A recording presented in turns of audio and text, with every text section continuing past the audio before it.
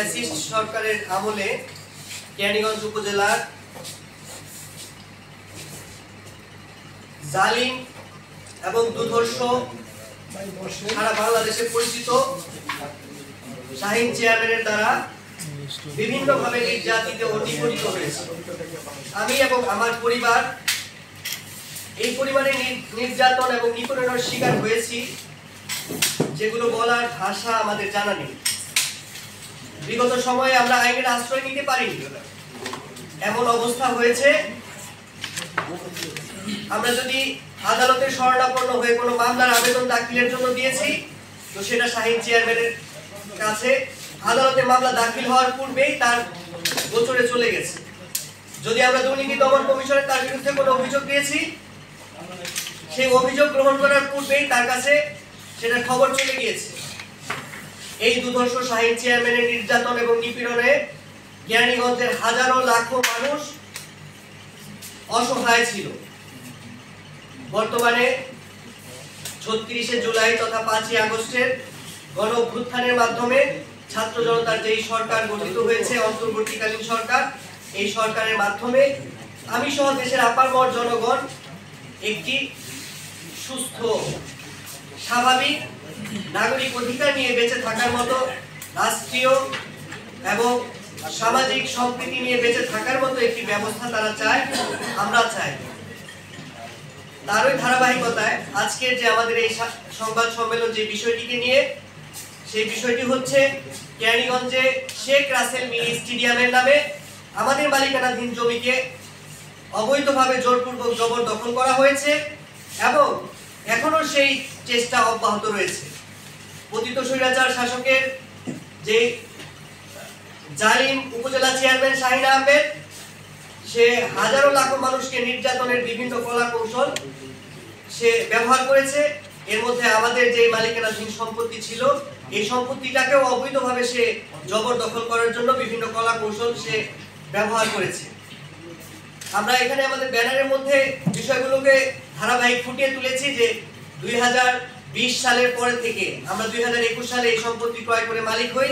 মালিক হওয়ার পর থেকেই সেই জালিমের দৃষ্টি পড়ে আমাদের এই জমির উপরে এবং সে প্রাথমিকভাবে আমাদেরকে ডেকে নিয়ে যায় এই সম্পত্তি যাতে তাকে দিয়ে দেয়। আমরা যখন সেটা অস্বীকৃতি জানাই, সে আমাদের কাছে 50 লক্ষ টাকা দাবি করে যে 50 লক্ষ টাকা যদি দিতে পারো তাহলে জমি দেওয়ার ব্যবস্থা হতে পারে। আমরা আমাদের অল্প স্বল্প কামাই, আমার ভগ্নিপতি এবং আমার এক ভাই আছে, আমরা 3 জন যৌথভাবে এই জমির মধ্যে অর্থায়ন করে এই সম্পত্তি 2019 সালের মার্চ মাসে ক্রয় করি। পরবর্তীতে আমরা এটা নামজারি এবং খাজনা, ভূমি উন্নয়ন কর, অন্যান্য কার্যাবলী সম্পাদন শেষে যখন জমির সীমানা চিহ্নিত করে উন্নয়নের কাজ করতে যাব, সেই সময়ে উপজেলা চেয়ারম্যান, তৎকালীন উপজেলা চেয়ারম্যান শাহীন আহমেদ তার সন্ত্রাসী বাহিনীদের মাধ্যমে আমাদের কাজে বাধাবিঘ্ন সৃষ্টি করে এবং আমাদের কাজে বাধাবিঘ্ন সৃষ্টি করে সেই সন্ত্রাসীরা আমাদেরকে এই কথা জানায় যে এই সম্পত্তিতে কোনো কাজ করা যাবে না শাহীন চেয়ারম্যানের অনুমতি ব্যতীত। শাহীন চেয়ারম্যান যদি অনুমতি দেয় তাহলে আপনি কাজ করতে পারবেন, তা না হলে কোনো কাজ করতে পারবেন। তৎপ্রেক্ষিতে আমরা শাহীন চেয়ারম্যানের কাছে যাই, আমরা বিভিন্নভাবে অনুনয় বিনয় এবং করজোর করি এবং আমরা বলি যে আমাদের এই সম্পত্তি ছাড়া আর কোনো সম্পত্তি নেই এবং আমাদের উপার্জনের বহু কষ্টে উপার্জিত অর্থের বিনিময়ে আমরা এই সম্পত্তি ক্রয় করেছি, আমাদের সম্পত্তি আমাদেরকে বুঝিয়ে দিন। কিন্তু তিনি সেই 50 লক্ষ টাকা দাবি করার প্রেক্ষিতে আমরা তাদেরকে জানাই যে এত টাকা দেওয়ার সামর্থ্য আমাদের নেই। কিন্তু তখন তিনি আমাদেরকে আরো একটি কথা বলেন যে তোমরা কি জমি চাও না জীবনের তোমাদের জান ফেরত চাও? যদি জান চাও, বেঁচে থাকতে চাও, তবে এই জমির সামনে ধারে কাছে আর কখনো আসবা না। ওনার এই স্পষ্ট কথায় আমরা ভীত সন্ত্রস্ত হই। আমরা আইনের আশ্রয়ের জন্য বিভিন্নভাবে চেষ্টা করি, কিন্তু শাহীন চেয়ারম্যান কেরানীগঞ্জ সহ সারা বাংলাদেশের প্রতিটি ক্ষেত্রে এমন দুর্নীতি করেছে এবং দুর্বৃত্তায়ন সৃষ্টি করেছে যে প্রতিটি সেক্টরে তার দুর্নীতির শেকড় বিস্তৃত ছিল। আমরা যদি মামলা করতে যেতাম তো মামলা ফাইল করার আগেই তার কাছে খবর চলে যেত। আমরা থানায় জিডি করতে গেলে তার কাছে আগেই খবর চলে যেত।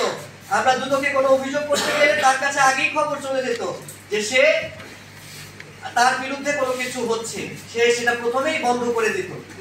সেই শাহীন চেয়ারম্যান এর এই ধরনের কৃতকর্মের কারণে আমরা কোনো অভিযোগ দিতে পারি নাই। কিন্তু শেষ পর্যন্ত যখন জোরপূর্বক আমাদের জমি ভরাট করে, ভরাট পরবর্তী সময়ে তার পশ্চিম দিকে, আমাদের জমির পশ্চিম দিকে যে রাস্তা ছিল, সেই রাস্তা পুরাতন রাস্তা, সেই রাস্তাটি কেটে আমাদের জমিকে শেখ রাসেল মিনি স্টেডিয়ামের সাথে সংযুক্ত করে। ওই সময় আমরা বাধা প্রদান করি যে যদি আপনি কৌশলী এই ধরনের কাজটা করেন তবে আমরা শেষ হয়ে যাব। আমরা বাধা প্রদান করলে আমাদের লোকদেরকে মারধর করে এবং আমাকে শাহীন চেয়ারম্যান তার সেগুন বাগিচার বাড়িতে উঠিয়ে নিয়ে যায় এবং রাত 10টার সময় আমার বাসা থেকে আমাকে উঠায় নিয়ে যায় এবং সেখানে বলে যে তোর এত সাহস কি করে হলো, তুই আমার লোকদেরকে বাধা দেস, এই সাহস কোথায় পেলি, তোর কি জীবনের কোনো মায়া নেই, তোকে না একবার বলছি এই জমির জন্য তুই আর যাবি না। সেখানে আমাকে বিভিন্ন ধরনের হুমকি এবং আমাকে জীবন নাশের হুমকি দেওয়ার পর আমি সেখান থেকে চলে আসি। আমি আইনের আশ্রয় নিতে পারিনি তখন, কিন্তু পরবর্তী সময়ে যখন আমাদের 5ই আগস্টের গণ অভ্যুত্থানের পর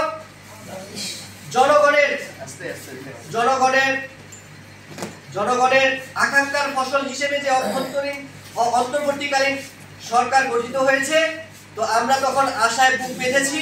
আমরা চেয়েছি আমরা আইনানুগ প্রক্রিয়ার মাধ্যমে আমাদের সম্পত্তি আমরা ফেরত পাবো।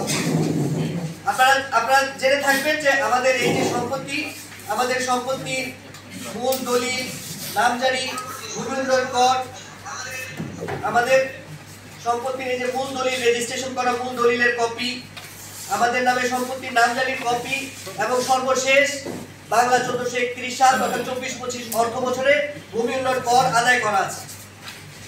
আমরা গত 28 আগস্টের 28 তারিখ আমরা উপজেলা নির্বাহী কর্মকর্তা কেরানীগঞ্জ মহোদয় বরাবরে একটি আবেদন দাখিল করি যে আমাদের মালিকানাধীন সম্পত্তি এই কাগজের মালিকানা সম্পত্তি সঠিক আছে, আপনি সঠিকতা যাচাই করে আমাদেরকে মালিকানা সম্পত্তি সীমানা নির্ধারণ করার জন্য ব্যবস্থা করে দিন। আমরা আমাদের সম্পত্তি সীমানা নির্ধারণ করব, সীমানা চিহ্নিত করব এবং আমাদের সম্পত্তি আমরা বুঝে নিব। তৎপ্রেক্ষিতে উপজেলা নির্বাহী কর্মকর্তা সেটা সহকারী কমিশনার ভূমি কেরানীগঞ্জ মহোদয় বরাবর প্রেরণ করে, একটা স্মারকের মাধ্যমে প্রেরণ করে এবং তিনি কাগজপত্র দেখে মৌখিকভাবে আমাদেরকে জানান যে এখানে তো সরকারি কোনো স্বার্থ সংশ্লিষ্টতা নেই। আমরা উপজেলার যত নথিপত্র আছে এবং যত রেকর্ডপত্র আছে সকল রেকর্ডপত্র দেখে বললাম যে আপনাদের মালিকানা সব ঠিক আছে, আমাদের সরকারি কোনো স্বার্থ এখানে জড়িত নেই, আপনাদের সম্পত্তি আপনারা মাপেন, সীমানা নির্ধারণ করেন, যদি কেউ বাধা বিঘ্নতার সৃষ্টি করে তাদেরকে বলেন আমাদের কাছে আসার জন্য। আমরা তাদের সেই নির্দেশনা অনুযায়ী আমরা আমাদের সম্পত্তি সরেজমিনে গত 3 নভেম্বর 2024-এ আমরা সীমানা নির্ধারণের জন্য যাই। আমরা এখানে ভুক্তভোগী যারা আছি আমরা সহ আমাদের আত্মীয় স্বজন এবং আমাদের শুভাকাঙ্ক্ষীদ্বয় সেখানে উপস্থিত হয়ে জমি সীমানা নির্ধারণ করি। সীমানা নির্ধারণ করার সময় ওই এলাকার কিছু পতিত সরকারের দালাল, স্বৈরাচারী সরকারের দালাল, শাহীন চেয়ারম্যানের সন্ত্রাসীবৃন্দ এবং তাদের প্ররোচনায় কিছু ব্যক্তিবর্গ সেখানে উপস্থিত হয়ে আমাদেরকে সেই কাজে বাধা দেওয়ার চেষ্টা করে এবং উদ্বুদ্ধ পরিস্থিতিতে সহকারী কমিশনার ভূমি কেরানীগঞ্জ মডেল সেখানে উপস্থিত হন এবং পরিস্থিতিকে শান্ত করে তিনি সেখানে বলেন যে যদি এই স্টেডিয়াম কর্তৃপক্ষ বা এলাকার কর্তৃপক্ষের যদি কারো এই সম্পত্তির মধ্যে দাবি থাকে তাহলে আপনারা উপযুক্ত কাগজপত্র সহ উপজেলা নির্বাহী কর্মকর্তা অথবা সহকারী কমিশনার ভূমি কেরানীগঞ্জ মহোদয়ের বরাবরে আবেদন করেন, তাহলে আমরা এই বিষয়টিকে সমাধান করে দিব সুষ্ঠু প্রক্রিয়ায়। কিন্তু যারা এই সম্পত্তির মালিক তারা তো তাদের সম্পত্তির মালিকেরা সঠিক আছে বিধায় তারা এই সম্পত্তি মাপজোপ করতেছে, এখানে আপনাদের বাধা দেওয়ার কোনো যৌক্তিকতা নাই, আপনারা আইনগতভাবে অবৈধভাবে হস্তক্ষেপ করছেন। তৎপ্রেক্ষিতে আমরা আমাদের কাজ চলমান রাখি। যখন সেই পতিত স্বৈরাচার সরকার এবং শাহীন চেয়ারম্যানের দালাল এবং সন্ত্রাসী বাহিনী কুচক্রী মহল যখন কোনো উপায়ন্ত খুঁজে না পায় তখন তারা উপায়ন্ত না পেয়ে পার্শ্ববর্তী সাকদা সরকারি উচ্চ বিদ্যালয়ের প্রধান শিক্ষক, সেও স্বৈরাচার সরকারের দালাল, তার মাধ্যমে কোমলমতি শিক্ষার্থীদেরকে ভুল বুঝিয়ে একটা মব জাস্টিস তৈরি করে তাদেরকে নিয়ে আসে আমাদের সেই সম্পত্তিতে। তারা সেখানে এই কথা বলে দেয় যে মাঠের সম্পত্তি দখল করার জন্য এসেছে সন্ত্রাসীরা, অথচ আমাদের মালিকানাধীন সম্পত্তি সম্পর্কে তারা বিন্দুমাত্র অবগত নয়। এবং এই মব জাস্টিস তৈরি করেছে সেই স্কুলের সহকারী প্রধান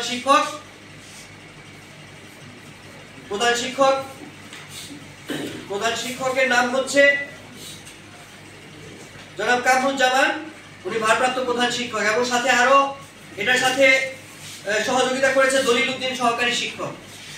পরবর্তীতে যখন ছাত্ররা সেই ঘটনাস্থলে উপস্থিত হয়, আমরা সাথে সাথে সেখান থেকে পরিস্থিতি বেগতিক দেখে আমরা সেখান থেকে উঠে চলে যাওয়ার চেষ্টা করি, কিন্তু সেই ছাত্রদেরকে ঢাল হিসেবে ব্যবহার করে শাহীন চেয়ারম্যান এবং স্বৈরাচারী আওয়ামী লীগ সরকারের দালাল এবং সন্ত্রাসী বাহিনী আমাদের উপরে বর্বর হামলা চালায়, এবং বর্বর হামলায় আমি আহত হই। আপনারা দেখতে পাচ্ছেন এখানে আমাকে কোপ দেওয়া হয়েছে, আমার এখনো আমার মাথার মধ্যে আঘাত আছে, এখানে আপনারা দেখতে পারবেন ব্যান্ডেজ করা আছে। আমার চোখের অল্পের জন্য আমার চোখ বেঁচে গেছে, আমার চোখের এদিকে খুব হয়তো লাগে নেই, আমার এখানে রড দিয়ে বাড়ি দিয়েছে, আমার এখানে এখনো দাগ আছে আপনারা দেখতে পারবেন। আমার পায়ে, আমার পিঠে বিভিন্ন জায়গায় আমাকে আঘাত করা হয়েছে, আমার আরেক ভাইকে আরো 2 ভাইকে আঘাত করা হয়েছে, ওনাকে আঘাত করা হয়েছে। পরবর্তীতে আমরা উদ্বুদ্ধ পরিস্থিতিতে আমাকে উদ্ধার করা হয় এবং উদ্ধার করে ঢাকা মেডিকেল কলেজ হাসপাতালে চিকিৎসার জন্য নেওয়া হয়। আমি 2 দিন ঢাকা মেডিকেল কলেজ হসপিটালে ভর্তি ছিলাম, এবং ভর্তি থাকার পরবর্তী সময়ে আমি অসুস্থতায় বাসায় বেশ কিছুদিন বিশ্রামে ছিলাম। বিশ্রামে থাকার পরে আমার ভগ্নিপতি ইঞ্জিনিয়ার মোহাম্মদ মনিরুজ্জামান, উনি এই উদ্বুদ্ধ পরিস্থিতি সম্পর্কে আদালতে একটি মামলা দায়ের করেছে। আদালতে সেই মামলার নম্বর হলো 1237/2024 সিএমএম আমলি আদালত কেরানীগঞ্জ, ঢাকা। কাসর ভাই, একটু ইন্টারাপ্ট করতে চাই কিনা, বা হচ্ছে আপনারা ক্রীড়া পরিষদের সঙ্গে যোগাযোগ করেছেন কিনা, স্পেসিফিকলি এই অংশটুকু একটু বলেন। আসলে স্বৈরাচারী সরকারের আমলে সকল অবৈধ কাজই বৈধ বলে বিবেচিত হয়েছে, এবং তারা সরকারি অনেক প্রকল্পগুলোকে এরকম ভাবে বাস্তবায়ন করেছে যে সরকার অর্থায়ন করেছে ঠিকই, কিন্তু তারা বাস্তবিক কাগজপত্রে সেটাকে বাস্তবায়ন করেনি। তার প্রমাণ হলো আমাদের কেরানীগঞ্জে আরো একটি স্টেডিয়াম হয়েছে, অধ্যাপক হামিদুর রহমান স্টেডিয়াম। এই স্টেডিয়ামের আশেপাশে প্রায় 100-র বেশি ব্যক্তির জমি জোরপূর্বক ভাবে দখলে নেওয়া হয়েছে। তার বিরুদ্ধে তারা যুব ক্রীড়া মন্ত্রণালয়ের বিরুদ্ধে অভিযোগ দায়ের করেছেন, এবং সেটা চলমান প্রক্রিয়া আছে। এবং আমাদের এই যে শেখ রাসেল মিনি স্টেডিয়ামের নামে যে অবৈধভাবে আমাদের সম্পত্তি হস্তগত করার যে পায়তারা, এটা সম্পর্কে আমি যুব ক্রীড়া মন্ত্রণালয়ে আমি আবেদন দাখিল করেছি এবং ব্যবস্থা গ্রহণের জন্য অনুরোধ করেছি। আপনার জায়গাটা যদি অধিগ্রহণ না হয়ে থাকে লিগ্যালি, তাহলে জায়গাটা আপনার নামে আছে, সেটা হচ্ছে আপনারা নিয়ে নিতে পারেন ওখান থেকে। আর যদি যুব ক্রীড়া মন্ত্রণালয়ে যদি কোনো তারা যদি অধিগ্রহণ করে থাকে, তাহলে কাইন্ডলি যদি সেখানে আপনারা যোগাযোগ করেন, তাহলে কিন্তু আপনার প্রবলেমটা সলিউশন হয়ে যায়, একেবারে সলিউশন হয়ে যায়, এটা জটিল কোনো কিছু না। আমরা উপজেলা প্রশাসন সহ আপনার যেখানে সম্পত্তি কোনো সরকারি প্রকল্পের জন্য অধিগ্রহণ করা হয় সেই সকল জায়গায় আমরা যোগাযোগ করেছি, এবং সেখানে শেখ রাসেল মিনি স্টেডিয়ামের নামে কোনো সম্পত্তি অধিগ্রহণ করা হয়নি। কিন্তু প্রথম দিকে আমাদেরকে শেখ রাসেল স্টেডিয়ামের জন্য এই সম্পত্তি নিয়ে নেবে এমন কথা বলে আমাদের কাছ থেকে জমি লিখে নিতে চেয়েছে, 50 লক্ষ টাকা দাবি করেছে, কিন্তু পরবর্তীতে দেখা গেল আমরা সেটাতে অপারগতা স্বীকার করায় জোরপূর্বক ভাবে আমাদের জমিটাকে শেখ রাসেল মিনি স্টেডিয়ামের সাথে সংযুক্ত করা হয়েছে। আপনি এই অ্যাপ্লিকেশনটা ক্রীড়া উপদেষ্টা আপনি ক্রীড়া পরিষদে চলে যান, করবেন যে এটা আছে কিনা, দেখেন আপনারা অধিগ্রহণ করছেন কিনা, এবং এটা হচ্ছে আমার ব্যক্তিগত জমি, এটা জোরপূর্বক নেওয়া হয়েছে, বাস শেষ হয়ে যাবে, তারাই সলিউশন দিয়ে দেওয়া হবে। জি, বর্তমানে আমি আজকে আমার এই সংবাদ সম্মেলনের মাধ্যমে আমি এই কথাই সবাইকে জানাতে চাই যে আমি এদেশের নাগরিক, এই রাষ্ট্রের মধ্যে আমারও অধিকার আছে, আমরাও বেঁচে থাকতে চাই এবং আমরা অধিকার নিয়ে বেঁচে থাকতে চাই। আমাদের মূল অপরাধটা ছিল এটাই যে আমরা অন্যায়ের বিরুদ্ধে প্রতিবাদ করেছি, অন্যায়কে কখনো সহ্য করিনি, অন্যায়কে কখনো প্রশ্রয় দেইনি, এটাই ছিল আমার মূল অপরাধ। আমি কেরানীগঞ্জ উপজেলা দুর্নীতি প্রতিরোধ কমিটিতে দুর্নীতি প্রতিরোধের জন্য বিগত 4 বছর যাবত কাজ করে আসছি, এবং আমি এখানে কাজ করতে গিয়ে অতীত স্বৈরাচারী সরকারের দালাল শাহীন চেয়ারম্যানের মাধ্যমে বিভিন্নভাবে নির্যাতিত হয়েছি, যাতে আমি এই কমিটিতে থেকে কোনো কাজ করতে না পারি, কোনো অন্যায়ের বিরুদ্ধাচরণ করতে না পারি, এর জন্য বিভিন্নভাবে সে আমাকে এই কমিটি থেকে বের করে দেওয়ার জন্য পায়তারা করেছে, এবং বিভিন্ন কর্মকর্তার মাধ্যমে বিভিন্ন ধরনের অপপ্রচার করেছে আমার বিরুদ্ধে। এই জন্য আজকে আমি এই সংবাদ সম্মেলনের মাধ্যমে আমাদের মাননীয় উপদেষ্টা যুব ক্রীড়া মন্ত্রণালয় জনাব আসিফ মাহফুজ এবং এবং সকলকে আমি এই কথা